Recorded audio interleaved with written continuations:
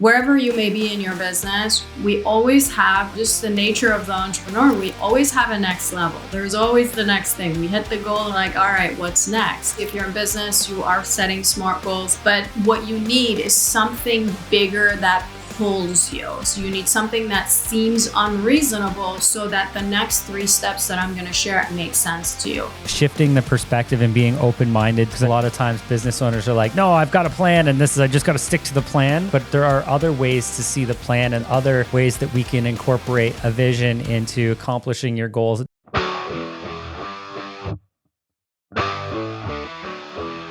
Good day and welcome to the Wealthy Entrepreneur Podcast. My name is Bob Gauvreau. I will be your host today. I'm excited to have you here today. I've got a very special guest who I will introduce in a moment. However, I want to remind you that the Wealthy Entrepreneur Podcast is the place where we dissect the elements that contribute to entrepreneurial success, from mindset and leadership to profits and revenue. Now, my special guest today is Dr. Nona Djavid, and we're actually going to be talking about something that's a little bit of science today, because she actually studied neurology at university, and I believe it was Berkeley, but we'll let her share that story. And then also moved into the world of chiropractic and had a business there. But what we're going to talk about today is more so around this topic of the quantum leap, how to scale your business while reclaiming your life. And we're going to talk a little bit about, how we can maybe reframe what our vision is and how we maybe have to relook at that every now and again before we get into a spot of feeling like we're stuck or trapped in our business, and looking at the constant evolution of what it is that we want to accomplish through our journey as an entrepreneur. And I'm really excited to have her come in and have a discussion about that today. So just as a little bit of an introduction, Dr. Nona Djavid is a best-selling author, international speaker, and founder of eLIVate Club, where she helps entrepreneurs scale their businesses while reclaiming their time and freedom. With a background in neurology and chiropractic care, she blends science, mindset, and energetics to create lasting transformations in business and in life. Through her 1 week, month lifestyle system and book, eLIVate Your Life, she empowers entrepreneurs to break free from the hustle culture and achieve quantum leaps in success. Without further ado, I would like to welcome Dr. Nona Djavid to the podcast today. Okay, so before I invite Nona to share her story, I just want to say how excited I am to have her in this podcast today. What a wonderful background that I can't wait for you guys to hear, but there's going to be so much value that I know is going to be brought, not only through her story, but she's got some frameworks that we're going to share, and it's just going to add value to the lives of entrepreneurs. So a wonderful person and so excited. So let me formally bring you in. Dr. Nona Djavid, welcome to the podcast. Yes, thank you so much. I'm excited to be here and share. Absolutely. So, I always get excited about this, being able to hear the entrepreneurial journey of others who come through, who've had, a certain level of success, but know that we've all had bumps and bruises along the way. Would love for you to share exactly how you got started and a little bit about your entrepreneurial journey. Yes. So my story really, I have a few struggle moments in my entrepreneurial journey. When I say few, I mean, who knows, however many, just like everybody else who's listening in. But I think I had a really big pivotal moment with my very first official business. So I moved to the United States when I was 16 years old, and I didn't really speak any English. So English is my second language. I was kind of thrown into high school, but one thing was for sure. I was this A+ student, and I was ready to just kind of rock it. So I go to high school. I even started my first business, kind of an underground tutoring company that I started, and I would hire high school students to teach my neighbors' kids. And I learned leverage in business at 16. But I always had this love for doing more and accomplishing and hitting the goals. And I think a lot of entrepreneurs, we relate to that, and we relate to this idea of freedom, right? Having the financial freedom, the time freedom, the energy freedom. So a lot of the entrepreneurs I talk to have gotten into business, whether it's brick and mortar or virtual, whatever type of business that they have gotten, or even startups, there's this level of freedom that we are craving. And it happens that that's not always the case. That's not always the case where we end up at that level of freedom.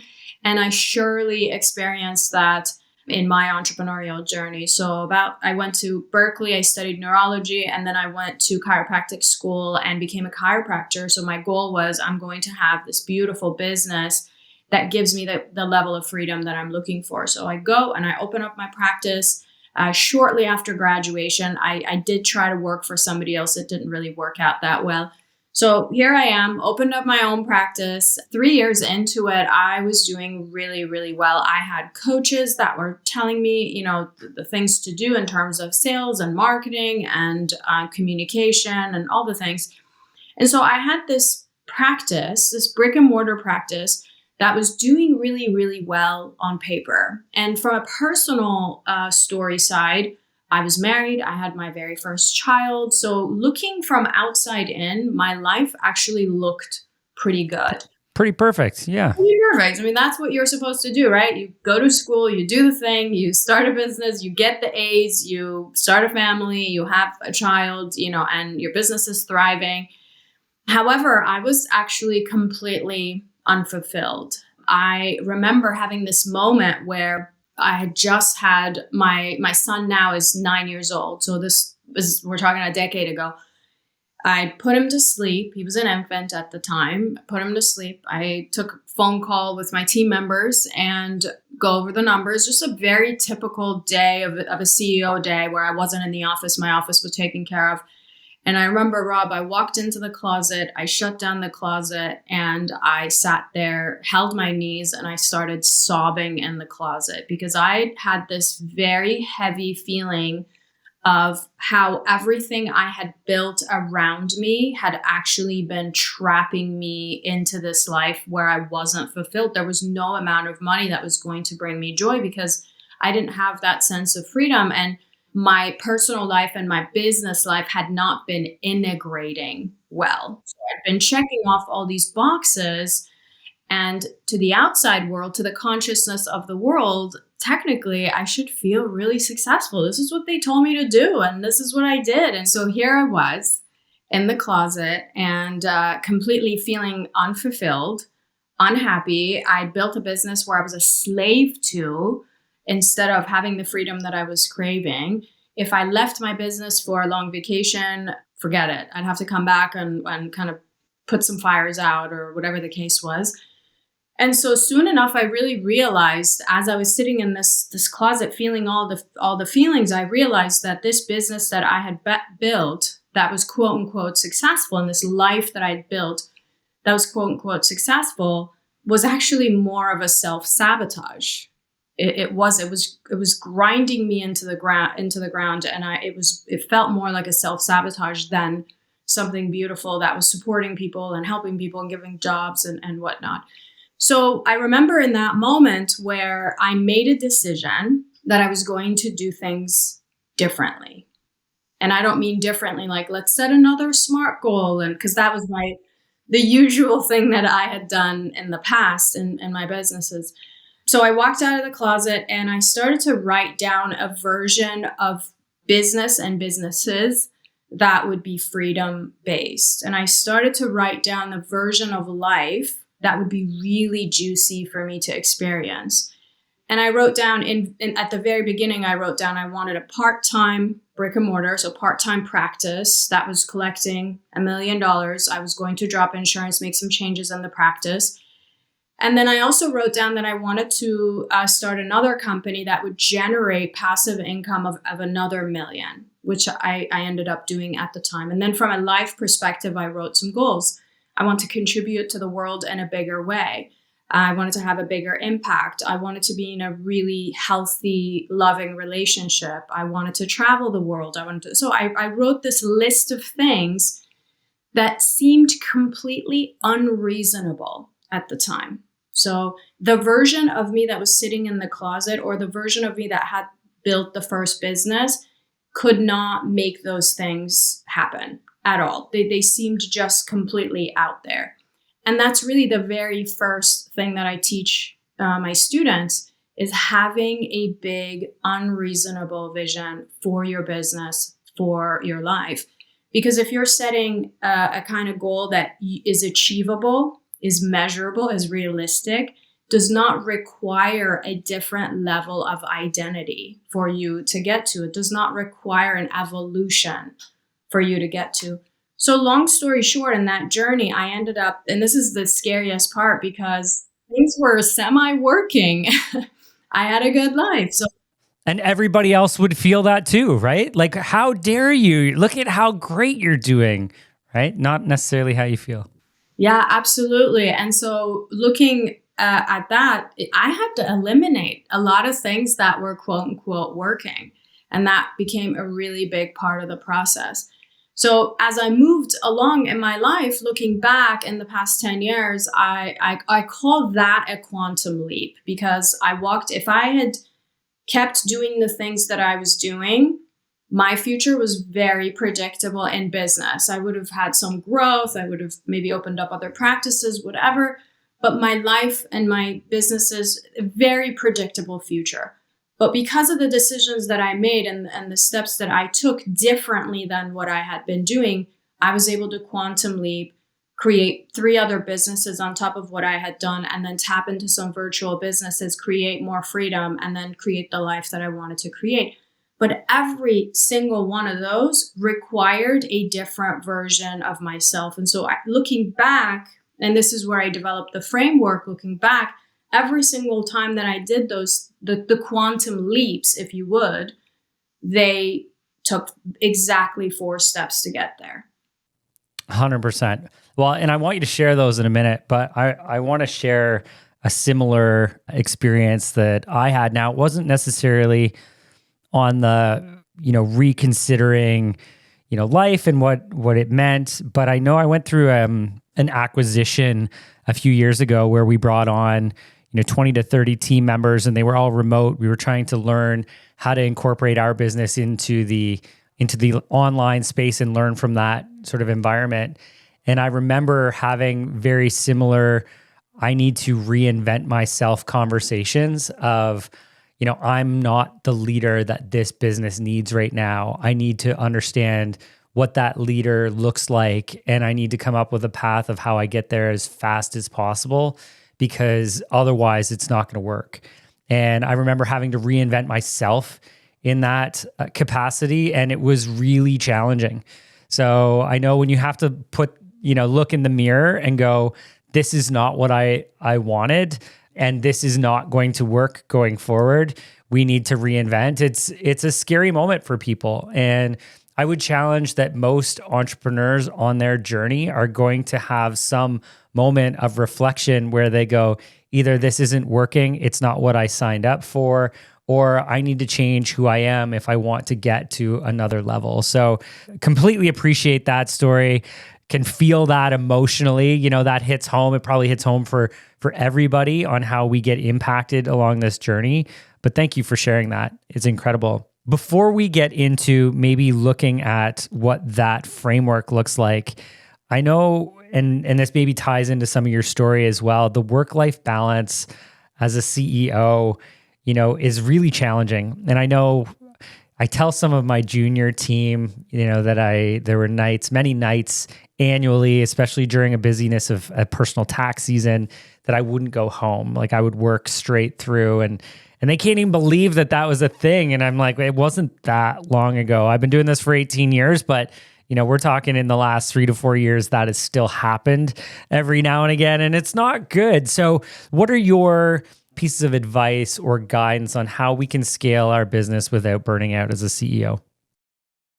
I loved how you shared about the identity piece, that you had to become a different leader. And I think it plays a role in here, because most of us, to go from owner to CEO, or to go from, practitioner being in, or manager being in our businesses, to go into being the owner or being the CEO, is a complete identity shift. And balance is not when you're working in your business. Balance is when you have the opportunity to work on the business.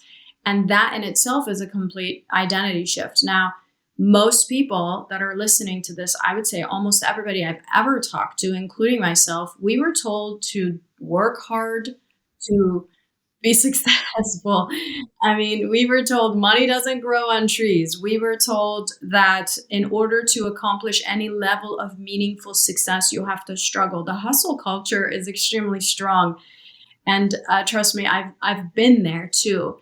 So with the consciousness of the world and how we were brought up, I mean, imagine those are the things that are just engraved in our nervous system, right? So we have an association of struggle and working hard with success. So if, I think a very commercialized piece of science is Pavlov's dog, right? They ring the bell and they give the dog a cookie and there is saliva. They ring the bell, they give the dog a cookie, there is saliva. They ring the bell, there is no cookie. Eventually there is saliva if you do that long enough.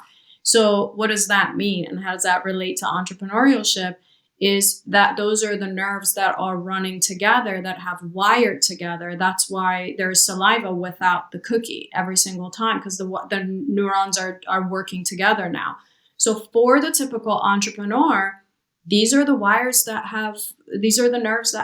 have wired together. Is if there is no struggle, I don't feel success. If there is no struggle, I'm not going to bring in the level of success. So if my meaning is, or my foundation is, I have to struggle to bring success, well, even at the next level, even at a quote unquote massive level of success, I'm still going to be struggling. And if I associate, struggle with working too many hours, then that's going to take away from my, from the hours with my wife or with my kids or with my husband, whatever the case is. And so that's where the balance gets lost. So one thing I teach my entrepreneurs is go, okay, where do we need to go next? What are the neurons that we need to make sure are wired together? Well, what if we anchored ease with success? And for most people, it's like, I will have a panic attack. If you tell me that, I have a mastermind called the 1 week a month mastermind. Well, we teach entrepreneurs how to scale and grow in just 1 week a month, right? These are high level entrepreneurs. Most of them are in the mastermind because they can't sit still for more than 5 minutes, right? And that's a very typical struggle of the entrepreneur. All of that has to do with the neurology. There's the addiction of the emotions of I have to do to be worthy. I have to do to be successful. And the reality is it's not like that. I know you deal with so many super successful entrepreneurs and business owners. And we both know that there are entrepreneurs that are, heavily involved and work. Elon Musk, you were like sleeping and not going home. For sure. Yeah. Yep. Yeah. And there are also entrepreneurs who have an easier time, and it all has to do with how they're seeing their definition of success. For sure. And it's interesting. It's almost like everybody has to go back to your moment in the closet and have that experience where we need to write out what it is that we're looking to achieve, and I know you're saying SMART goals was, an element of running your business. And that was something that you wanted to maybe get away from in that moment. But it's like, well, it is essentially part of it. It's like, here's the next level of goal. Like, let's forget the framework for a minute, but let's find out exactly what we want to be successful. Like, what are we trying to achieve? And you're right. We work with, I'm going to say about 2,500 entrepreneurs annually within all facets of our business. And some of them are working hard and grinding, a part of that culture.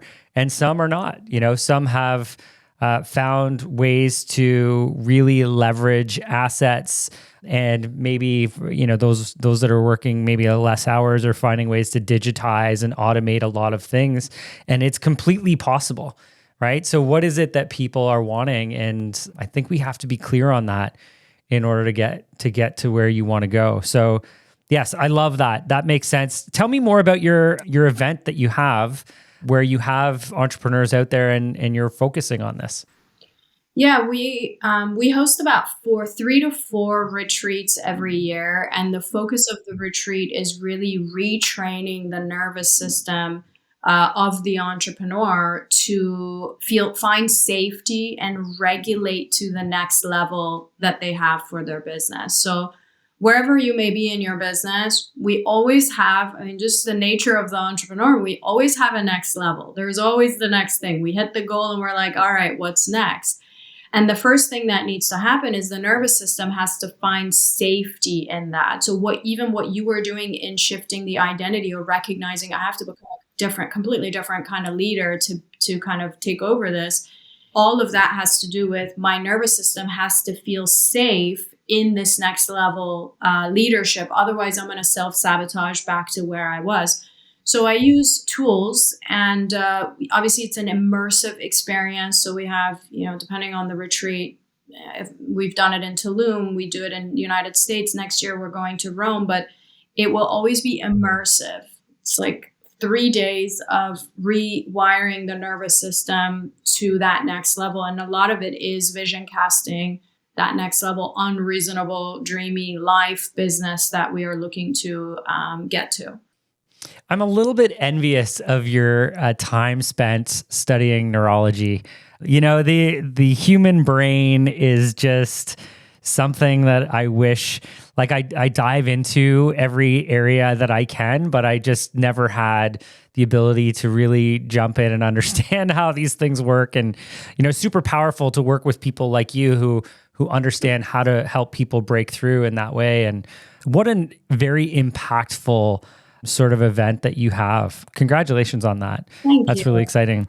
I wanted to actually just step back on the evolution that I had from being the next level leader. I feel like, and this is what you're helping people to do, so it's super powerful. I had to actually go through another one over the last 2 years. I've had to go through two, and you sort of enhanced or touched on the second one, but that was going from being, the professional, the expert, to being the CEO. First one was understanding how to be the leader that the team needed to lead. The second was to give up, my identity as a professional. That one, we had our annual, and I'm sharing this because I know it's tough for people, and it was tough for me. We have our annual training. We had it in town this year. There were 110 of us that were here. And it was a little bit emotional sharing with everybody that that's something I had to give up this year. And, it was emotional because that was tied into who I was, right? Like 18 years ago when I started my business, like you did, being the chiropractor, giving that up is hard because that's, who we come to be. But it's important having those moments and reflecting on where it is that you want to go and being able to identify and say, I do need to shift here to this next level. Yes, it might cause some pain, but overarchingly, it's going to be really beneficial in the end. So I can share that I did go through that transformation and I'm still here. And I would say maybe more powerful than ever, right? Coming through that and learning about yourself and so it is powerful. So thank you for doing all that you do to help entrepreneurs. Thank you. I think you're right on. The identity shift is required for every quantum leap, because if there is no identity shift, like I said, the future is very predictable. And it is scary because a lot of self-worth and validation comes from my previous identity. So whether it's the professional or the chiropractor or the coach, so any quantum leap I have to make happen, there are parts of me that have to die, and it is painful. Absolutely. So what a wonderful tie-in. So you have this process, this framework that you talk to or speak to about the quantum leap, and you identify 4 steps. Would you be able to share that with us? Yeah, I would love to. I'd like to define a quantum leap too. Please, yes. So that we can kind of get on the same page, because you say quantum leap, it sounds a bit woo, but if you look into, right, people are like, what are we talking about, a quantum leap? I was told there was a TV show that was called The Quantum Leap that I've never even seen. But a quantum leap, if you look into quantum physics, when there is a particle that goes from one layer into another layer, so that quantum jump that happens in a quantum physics perspective at a, atomic level practically, that jump does not require more work. The jump for the particle to go from one layer to the other does not require more work. What it does require is a different energetic state. So when you step into the CEO from the owner, or from the professional to the CEO, or whatever the title may be, that shift is not necessarily in doing more things. That's an energetic shift that happens. And that is really what the definition of a in quantum physics, definition of a quantum jump is. And so translating that into what an entrepreneur might be experiencing is to go, okay, what is the energetic shift that needs to happen in order for me to go from this point in my life, whatever version of your closet may look like, to the next version of my life and my business, in leadership, to my team, to my company, whatever the case might be, or complete pivot in different companies. What are some things that energetically I need to shift to show up as a whole different version of myself with a really, different result? So I always say, if you want wildly different results, you've got to do wildly different things, but that also comes from being a wildly different version of yourself. So that's my definition, or that's the definition of a quantum leap. Hopefully that lands. Back to science, right? It's pretty hard to argue with science. No, that lands well. It's great. Yes. So the very first step in a quantum leap is actually having a vision that's outside of the comfort zone. Again, this is not me saying do not set SMART goals. Obviously, if you're in business, you are setting SMART goals, but what you need is something bigger that pulls you. So you need something that seems unreasonable so that the next 3 steps that I'm going to share actually make sense to you.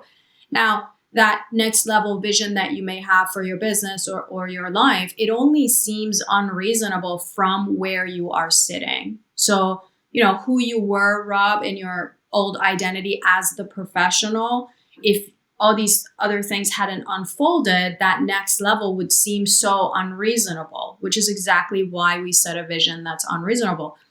And I encourage entrepreneurs, because we tend to be, when I talk to entrepreneurs, they're like, yes, these are the things for my business. And then I go, what about for your marriage? What about for your kids and your family? And where do you want to live? And what kind of things you want to personally experience? So I encourage entrepreneurs to create a crystal clear, unreasonable vision for their life and their business, an integrated version of it. So you don't end up working and overworking, but you're really doing that as a tool to create the life and the level of contribution that you'd like to have for your family and your community as well. So that's the very first step in the process. The reason this is a really important step is because you're giving your nervous system something to mentally rehearse and to feel safe around or in that area. Like I gave the example of 1 week a month entrepreneur, the mastermind. One time, one of our members was kind of describing this really beautiful life and business where she only works 1 week a month and her team's running everything and she has a beautiful exit and all of these things. And I said, with all due respect, I could come into your business and give you all of that and give you that lifestyle. And I know her obviously a bit. But I said, you're going to have a panic attack and you are going to self-sabotage yourself back to hard work and back to this thermostat. And whether it's a dollar amount or amount of work that you're putting in or whatever, you would self-sabotage right back to that previous identity or previous way of doing things, unless your nervous system has had a chance to really mentally rehearse that experience of a next level. Because ultimately, from a neurological perspective, we only experience what we have experienced in the past. This is why people get into toxic relationships over and over. This is why people get into the struggle habits over and over. So if we want to experience ease and we haven't, we have to give that to our brain and neurology over and over again. So the very first step is a crystal clear vision. I love that. And, and it's a lot, like that was a very in-depth sort of perspective on it. Would you tie this in as well, and not to sort of stop you from getting into 2, 3, and 4, but would you tie this in as well as being very clear on the purpose of why it is that you do what you do in your organization? Like, would you say that as you're reflecting on this, like, it shouldn't be your identity that's the business, but like, should we be doing that same sort of reflection on the business identity and saying, what is really the purpose of this, so that we're getting clear on maybe a separation too? Is that something? Yeah, absolutely. So in the vision, the way that I teach it, I didn't want to get into too much detail, but the way that I teach it is, first of all, it has 3 categories. So there is the category of wealth. So this is one category: wealth, lifestyle, contribution. So this is the purpose of the business, whether it's you're going to serve a nonprofit or the business itself is serving people in the way that it's serving people. All of that will go in there. The second is in the area of health, so mental, emotional, spiritual health. And then the last, not in any particular order, is connection. So how are you connecting to yourself? How are you connecting to your higher self, your version of it? And how are you connecting to other people? This be your team members, the people that you are serving, obviously your spouse, your kids, your family members, and things like that. And there's a whole process I go through. For example, one of the things that the brain really needs to feel safe in that next level is actually emotions. So the limbic system, which just sits in the back of your brain, needs to be activated in the vision casting process. So most entrepreneurs were left-brained, right? So we go, these are the things, these are the numbers I'm going to hit. But there is no right brain activity there. And that does not engage the limbic system. And that's why it doesn't stick. That's why we get stuck at a certain level. So in order to do that in the vision casting process, just in step 1, you'll incorporate the kind of impact, which is, typically the why, right? The kind of impact that you are generating in the lives of people that you are serving. Beautiful. Okay. I won't interrupt again. I just want to make sure I cover all. No, it's beautiful. Yeah, that makes so much sense. And, the fact that you're bringing science back to this is, those would be the areas that I continue to try and study in, to be like, how do we take this, process driven, goal setting strategy to the brain and the emotions, and you're doing a wonderful job sort of sharing and explaining that. So amazing. Okay, what's step 2? Okay, step 2 is a lot of what we already talked about, which is identity, right? So I have to actually sit down and contemplate on the next level leader that I need to become for that dream business that I just wrote up, right? So let's say I determine this is my next level and I describe it and I write it down. Well, who do I need to become? And that's kind of what you described so beautifully that you've done. Where were you 2 years ago? Yeah, no, I'm just kidding. Yeah, for sure. That's amazing. Okay. Yeah. So step 2 is, okay, well, what does the identity of the version of me that's living that life and is at that next level of leadership and business, or, owner to CEO, whatever the case is, what is the identity of that individual? And writing down the traits. And you can do this by, I could do this. Look at Rob, and what do I love about Rob, and how he's running his business and how he leads his team and how he's been able to make these quantum leaps. And I can identify the pieces of the traits that you have. And I could say, okay, these are the things that I would like to embrace and express more of. And then there are also parts of, if you're listening to this, there are parts of your identity that are not serving you. So you might have a sense of control that is holding you back from expanding. So obviously there are parts of the identity that need to be let go of, that need to die. And then there are pieces of the identity that we need to express more of. So in this step, we're contemplating and sort of coming up with, what are the things that I need to, have in a package to be able to get to that next level. Amazing. Okay. Love that. Okay. Okay. Number 3. Number 3 is going to be the embodiment. So, Rob, if you're looking in the mirror, you're like, I got to be this next level leader. Okay, well, how can I show up? What would the next level version of me show up? What would be the decisions that the next level version of me make? That maybe the version of me in the closet or the last version of me as a professional would not be making, right? Decisions or the behaviors. And so I can, since I've identified the traits in the identity of the next version, I can embody them and I can show up as that kind of leader, that kind of professional, that kind of entrepreneur to the next meeting, to the next podcast, to the next Zoom call, to the next, sales process, whatever the case might be. And I will say one little thing about this. Some people get stuck on this step because they go, oh, isn't that fake? Aren't you faking it till you make it? And my answer is, you're most likely faking it right now. So if you have limitations, right, that are holding you back, you're just kind of holding on to certain pieces of your identity and going, oh, no, I am the professional. I can't be fake. I can't be anything bigger because I'm going to be faking it. My answer is, if there is something that is limiting you, you're most likely faking it right now. So get into the embodiment of it. And this is where you engage a bit more of the limbic system to show up as that version of yourself that you really need to. It's so funny. As you're walking through this, I'm like, oh man, I totally did this without knowing at all. And, this is why it's so wonderful working with experts like you. It's like, here's the guided path instead of, making it an 18-step process where you've stumbled.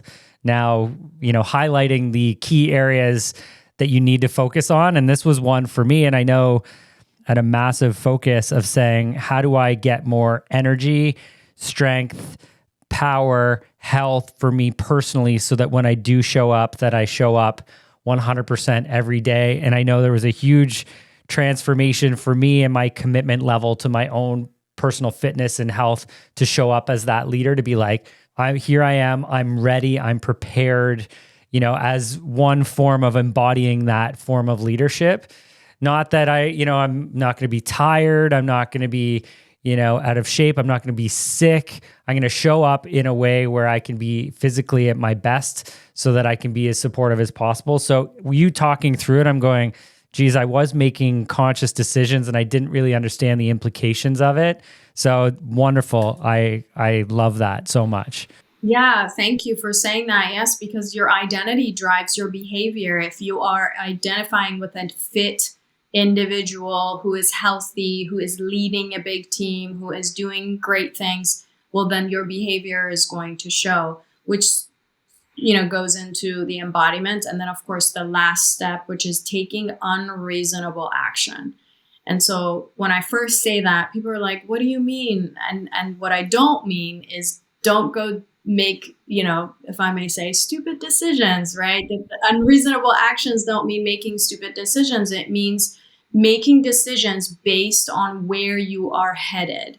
So if you already have a vision, if you've already determined the identity, and if you've already embodied, this step should actually be not that difficult, to be identifying the kinds of actions that this next level leader would be taking versus the kinds of actions you would be taking in where you are right now, in the current status of your business. So any action that's outside of your current identity would quantum leap you to the next level, would be considered an unreasonable action.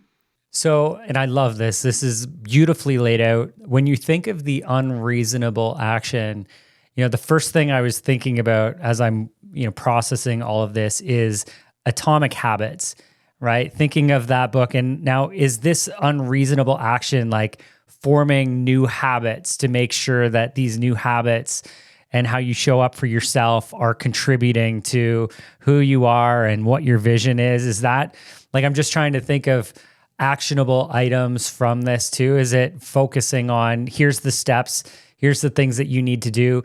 I guess the main idea would be, you can't continue to do what you've always done, right? Because we know that that's not going to contribute to this evolution of who we want to become or contributing to achieving our vision.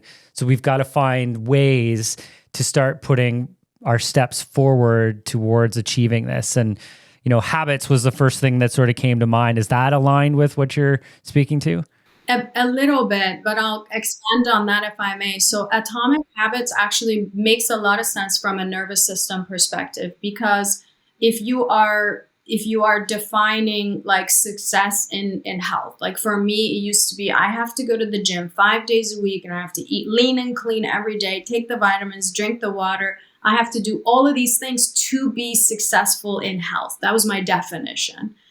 So obviously I was failing week after week, even though I was in the best shape of my life, because I just wasn't hitting the mark, right? So with atomic habits, the big sort of concept here is you do the small things that your nervous system goes, oh, here's success. Like I could be like, every time I drink water, I'm successful at being healthy. Every time I have a healthy, nutritious meal, I'm healthy. So atomic habits tells you, hey, give your nervous system, a little, kind of clap and go, hey, great job. You're succeeding, you're succeeding, you're succeeding. And then stack those up so that your nervous system goes, you are successful at health, which basically means, oh, wait a second, maybe I am healthy. Maybe I am in the identity of being healthy. The way that I have understood it even more to the next level is, wait a second, if I identify, so it's kind of flipped over in a trickle down effect, if you would. But if I identify with a fit individual, like we all have those friends. I sadly am not that friend, but I have friends who are gym rat and they identify with being healthy, and somehow they will always find a way to get a healthy meal. They always find time to go to the gym. They've never once in January sat down and wrote, I'm going to the gym 5 times a week. Why? Because that's part of who they are and that's how they identify. So for me, an easier way to quantum leap in reshifting any habits actually starts in the identity. So who do I want to become? And then tapping into the identity of a fit individual, of the next level entrepreneur, next level mom, next level wife. And then the behavior follows that. Well, that is beautiful. The 4 steps to the quantum leap, which I think is a fantastic framework. I don't want to go any deeper on that because I feel like you did such a great job articulating it and providing us, really valuable, implementable sort of concepts that we can characterize in our life, we can think about, we can plan about, we can create this new vision. So I love that. Thank you for sharing that, because I can imagine that there's a lot of time and effort developing this framework and research and science behind it. It's wonderful. And I know even just considering it as an individual and saying, how can we implement this quantum leap into our own lives? I know it will be impactful for anybody who heard you share it. So thank you for that. I know we've spent a good amount of time focusing on this, but I want to just maybe ask you one last question. As an entrepreneur yourself and working with entrepreneurs, helping them have quantum leaps and finding that, new level of success in their life, finding the life that they're really truly looking to try and build. What would one really key piece of advice be for entrepreneurs in helping find that dream life? To find the vision or to go get it? So I think I was asked the same question differently. I was asked, where do people get stuck? Which I thought was also an interesting question. So in this process of having a vision for the next level dream life or business that they have, and then getting to the end result of a quantum leap of being there and collapsing time, getting there a lot faster, where do people get stuck? Well, my first answer was immediately. I can tell you every single time people get stuck in the very first step. Most entrepreneurs I work with are extremely successful and they already have goals. They have goals. This is not what we're talking about. A vision beyond the reasonable. That's where they get stuck. And this is where I would say start with 3 to 5 things that you would like to experience that's outside of your current reality or outside of the reasonable things to accomplish. Start there and then expand it. And the second place people get stuck is as you move through the 4 steps, there's a lot that needs to be eliminated. Now, this might be people in your circle of influence that are not serving or there's lack of alignment, people on your team that need to go, people that, and not just people, but also tasks and things that you are doing. A lot of things need to be deleted or delegated or automated. That's a different conversation, but that's another space where people get stuck. So recognizing that, okay, that might be coming up and I got to become aware and be able to pass through that is also really important. So the vision and eliminating what's in the way of getting to that vision. Eliminating roadblocks. I love it. Yeah, we can all get caught up in that as well. And I think, even just hearing you speak about this, it's almost, shifting the perspective and being open-minded too. Because I know a lot of times business owners are like, no, I've got a plan and I just got to stick to the plan. It's like, okay, well, yes, but there are other ways to see the plan and there's other ways that we can incorporate a vision into accomplishing your goals. It doesn't have to be the one set way that you've always had. Let's continue to be open-minded, continue to learn from others, especially people who've been able to find that level of success in their life and maybe some ways that we've been missing out and being open to hearing that feedback. Everybody, this is Dr. Nona Djavid, who is absolutely a wonderful source of information as a business coach. Also, we're seeing a little bit of the science come into this, and the neurology background is certainly coming through, which is amazing because really that's how we all sort of interact. I just want to thank you so much for coming and sharing with us today. Certainly profound steps on how we can, look at adjusting or taking the next step in our lives to making it better and improving. How can people get a hold of you, or where can they find you? I think that my website is easily searchable. Also, a really good place to connect personally might be on Instagram. That's kind of where my team and I put a lot of free resources in there. And if they happen to resonate with this conversation, they want more of a training or a guide, I have tons of free resources that I'm happy to share with your audience. So they just have to kind of send me a message and say, hey, I listened to this podcast and, and here's what resonated. And I'm happy to share whatever valuable thing it might be in that case with them. I love that. And so we're going to make sure that we include in the show notes any of that contact information. Now, you mentioned you also have a podcast as well. I do have a podcast, and it's shockingly, it's called the Unreasonable Life Podcast. That is so on brand. I can appreciate that. That's right. And so where can we find that podcast? Is it on all the major? Everywhere, yes. On the major outlets as well. Okay, so we'll make sure that we put a link to your podcast in here as well. But once again, I just want to thank you personally for being here, for showing up, and for sharing. I know what you've shared is going to bring so much insight and value to everybody who's listening. So thank you. So for everyone else, I'm Bob Gauvreau, the host of the Wealthy Entrepreneur Podcast. Just as a reminder, we're here to help empower business owners and entrepreneurs with the financial confidence to make informed decisions so that we can change the world together. Entrepreneurs are the most powerful group. And I would even say right now, with everything that's going on politically and in the world, the entrepreneurial community has such a powerful opportunity to continue to make positive change. And let's continue to do that together. If there's been any insights that have been shared today, please share that out with those people. Again, we're here to make the maximum impact we can and to support everybody we can along their journey. Make sure you give us a follow so that we can make sure we notify you the next time one of our episodes come out. We release an episode every single week. Excited to continue to bring new people, new perspectives, and new teachings to everybody who's listening. So once again, thank you for joining us today, and I look forward to seeing you all once again next week.